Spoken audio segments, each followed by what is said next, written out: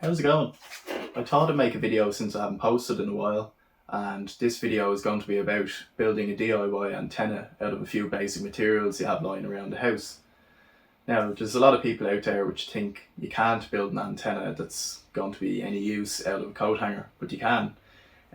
You just have to follow a few basic rules of antenna building, really. So you have to find out whether or not you're going to mount your antenna horizontally or vertically, and that does make a difference with regards to picking up signal. You're also going to be building an antenna to a specific length, and that length is going to be based on whatever frequency it is that you're trying to pick up. So in the case of FM radio, your FM radio is broadcast between 88 and 108 megahertz. So if you were to take the middle frequency, which will be 98 megahertz, the wavelength for 98 megahertz is 3 meters. So your antenna is going to be sized to a multiple of 3 meters. So it'll be smaller, but it'll be a quarter of 3 meters, or an eighth of 3 meters, or a 16th of 3 meters. And the same kind of applies to Saorview. I'm also going to build an antenna to pick up Saorview signal. That's going to be different for everyone's situation. If you're in a different part of the country, the Saorview coming from your local transmitting tower is going to be broadcast on a different frequency and possibly in a different orientation. So it's important to go online and to see where your nearest transmitting tower is, and to check what channels that the TV is being broadcast on. For FM radio, it's kind of universal across the country because the frequency doesn't change. But yeah, I just thought I'd make a bit of a video on that and see what people think. So one thing you need to find out when you're installing your antenna is whether or not the nearest transmitting station to yourself is broadcasting vertically polarized waves or horizontally polarized waves. So in my case, the nearest transmitting tower is on Kindlestown Hill in Dalgany, and it's a vertically polarized transmitter. The reason I know that is if you go onto the Saorview website, it has an option for coverage checker, and that will show you your nearest transmitting tower and whether or not it's horizontally or vertically polarized. Basically you have a little section and it tells you where the transmitter is, and it tells you polarization V or polarization H being for vertical or horizontal. And the reason this is important is that if the transmitting tower has its antennas mounted vertically and it's transmitting the frequency vertically polarized, you're going to have to make sure that the receiving antenna, which is yours, is orientated the same way, and that's just to allow for the waves to induce a voltage in the antenna. So I've kind of given a drawing here as to why that is. And basically, when your antenna's like so, you're getting kind of a voltage going this direction and then a voltage going this direction when the cycle reverses. And then on the coax cable, you have an alternating voltage or an AC current that's going like so into the television. So that's an important factor to consider. And if for example, if I was to set up my television and put the antenna this way, although it's a perfectly good antenna and it'll pick up the signal, it's actually not going to give me a signal because that orientation is only going to work if your local transmitting station is horizontally polarized. So that would result in no signal. And then if I were to turn it like that, although it's only a small change, that's going to be the difference between me getting a signal or not. And when it comes to digital television, it's not like the old analog, where you could kind of fiddle around with your antenna and you'll get a stronger signal or a weaker signal. With digital television, you have to set up your antenna and then you do a station search. And if you, for example, were to have that slightly off and it's getting a pretty weak signal, when it's finished the search, it's probably going to come back saying 0 channels, and you don't even have an indication whether you're close or not to picking up a signal. So it is important that you first find out whether or not you need to mount your antenna vertically or horizontally.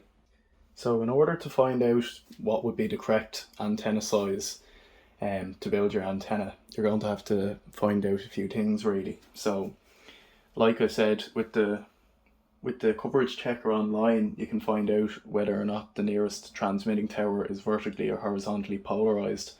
But you can also find out what channels that the frequency is broadcasting on. So in my case, it's channels 42 and 45 up here. And if you go online, there's a table. What's it called? It's on. You can find it on Wikipedia, and basically, it shows you the frequencies for the different channels for the DVB, which I would imagine is probably digital video broadcast. So basically, the two frequencies which are being transmitted from Kindlestown Hill are 642 megahertz and 666 megahertz, and they're two numbers that we need to bear in mind when building the antenna. So basically, you're going to find the midpoint between those two frequencies, and then you're going to build your antenna to that frequency which we find. So the way to do that is to find the midpoint between the two. So if you add the two frequencies together, divide them by 2, you're going to get the mid frequency, which is 654 megahertz. And once you have the frequency, then you're able to figure out the wavelength of that frequency. So as people have probably seen in science, if you have a frequency, you're going to have say a lower frequency is going to be long like that, and it's going to have a longer wavelength. Or if you have a higher frequency, which is kind of like so, the wavelength is the distance between, say, the two waves, which is one cycle here, you know. So that's going to be your wavelength, and that's how you determine the length of your antenna to get the best reception. So I just kind of put out here, you would remember this probably from physics in school as well. You have the formula, your wavelength is equal to the velocity over the frequency. The velocity being the speed of light, because it's part of the electromagnetic spectrum. Light has a set speed, and all frequencies in the electromagnetic spectrum are all they're all basically light, realistically.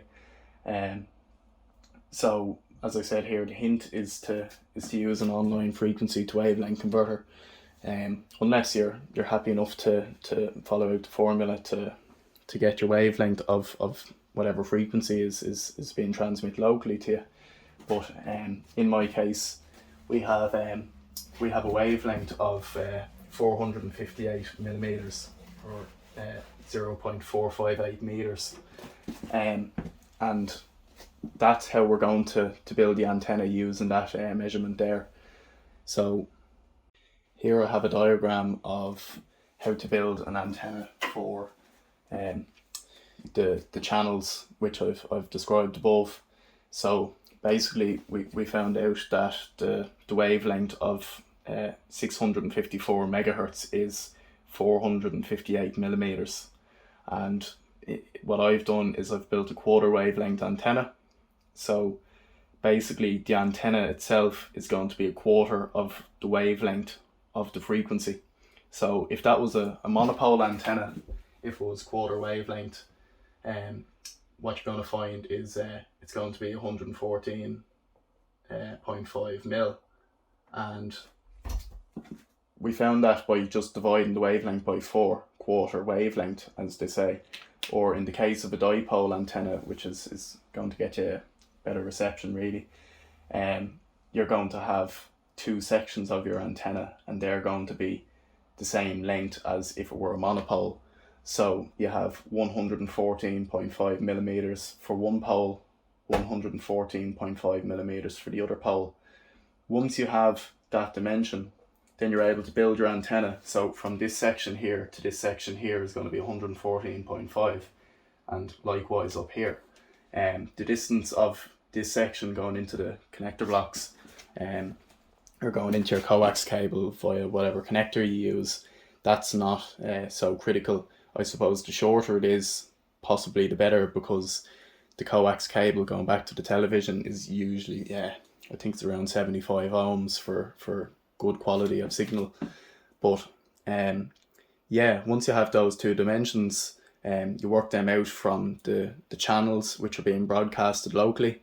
You get your wavelength from the frequency that you've determined, and then from that wavelength you can get a quarter of the wavelength and build your antenna to that, to those dimensions.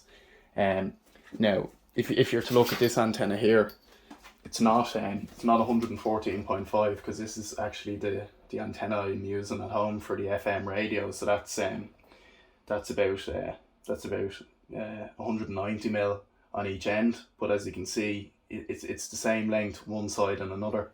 So in the case for Saorview, in my case for Saorview, it's going to be different for everyone.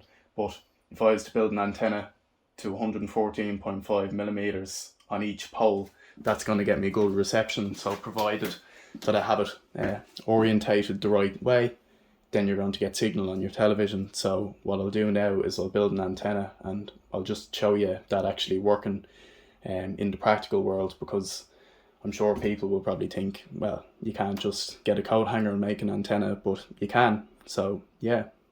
So here I've just got a standard close steel coat hanger, and as you can see, I've measured out 114.5 mil here, and then that's the point which I'm going to bend the piece of wire, and then I'm going to snip the end here, and this section is going to go into the connector block.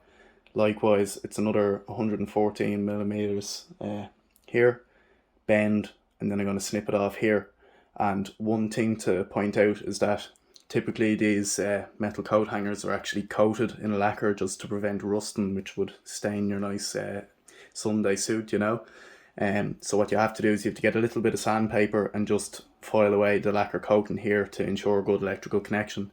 It's not necessary on the whole antenna, but just for the section which is connecting into the connector, it's important to just make sure that that's sanded away. I just thought, while on the topic, since I used this antenna here for the demonstration purposes of the video, as I did say, this is the FM radio antenna which I use at home. So I just thought I'd go through on how I built that, since everyone in the country runs on the same frequency for FM radio, and this antenna here will work for pretty much anyone in the country. So as I said before, an antenna is going to be sized based on a multiple of the wavelength of whatever frequency it is that you're trying to tune. So in the case of FM radio, your lowest frequency is 88 megahertz and your highest frequency is 108 megahertz. So what you're going to do is you're going to get the mid frequency, which is 98 megahertz, and either by using a formula or an online converter, you're going to find the wavelength, which is it's 3.05 meters. So basically, to build this antenna, what I did was I just I got 1/16 of the wavelength. So you get 3050 millimeters, which is 3.05 meters, and you divide that by 16, and that's going to give you 190 millimeters. So as you can see, each leg of my dipole antenna is 190 millimeters. Just if I put up that there, you can see 19 centimeters, 190 millimeters. So if you build an antenna to these specifications here and get a coax cable connected into the two connector blocks and feed that into your radio, as opposed to one of those dangly little wires you get, that will actually give you a pretty good signal.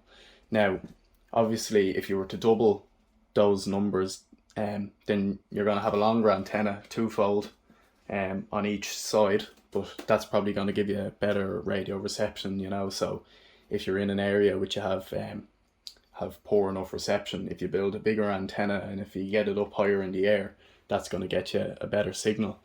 And I'm not exactly sure if FM radio around my area, at least anyway, is vertically or horizontally polarized, but I assume it's horizontal because the antenna is actually mounted like so in the kitchen, and that gives me very good radio quality. I used to have one of those dangly wires that comes with the radio, and you can only get a couple of stations, whereas now you can get pretty much all of them, you know, Today FM, 98 FM, whatever, you name it, good signal. So yeah. Now, here's my DIY coat hanger antenna. There's the two poles of the dipole, 114.5 millimeters long each side, in a connector block into your standard TV coax cable. I have it taped together there in a nice inductor just to prove that I am using this antenna and that there's no sneaky hidden ones anywhere else. And basically I have the TV turned on and it's set to Virgin Media 1, and obviously there's no signal because there's no antenna connected into the coax. So what I'm going to do is nice DIY antenna. I'm going to plug it into the coax and see do I get any TV signal. And please excuse the poor video quality. Video is not my skill, although getting free video might be. So there you go. Vertically polarized as it is coming from the transmitter. If I just move it around to better area, there we go. Some nice crystal clear video. So no, you don't have to go to Power City and spend a big load of money on the best antenna that you can find, because yeah, you can do it pretty cheap.